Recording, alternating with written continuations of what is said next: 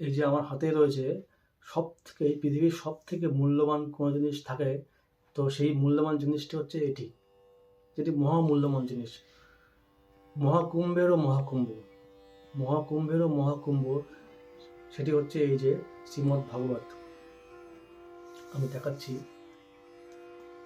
দেখতে পাচ্ছেন আপনারা, এই যে শ্রীমদ্ ভাগবত। এই শ্রীমদ্ ভাগবত যদি কারোর গৃহে থাকে, তো স্বয়ং ভগবান সেই গৃহে অবস্থিত থাকে। এই শ্রীমদ্ ভাগবত হচ্ছে স্বয়ং ভগবান শ্রীকৃষ্ণ। এই শ্রীমদ্ ভাগবত যদি কারোর গৃহে থাকে, তো স্বয়ং ভগবান সেখানে থাকে, এবং ভগবানের সাথে সাথে সমস্ত দেবী দেবতা, সমস্ত তীর্থ নদী, তীর্থস্থান, সব কিছু সেই গৃহে থাকে।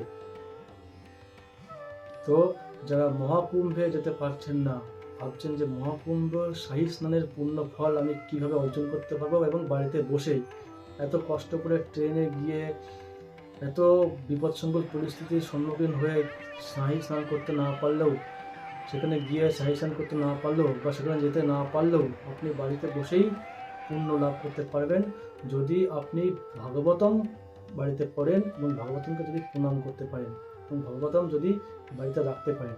এই ভাগবতম হচ্ছে স্বয়ং ভগবান। তীর্থরাজ প্রয়াগ আপনার বাড়িতে অবস্থান করবেন যদি আপনার কাছে এই ভাগবতম থাকে। এটি হচ্ছে পৃথিবীর সব থেকে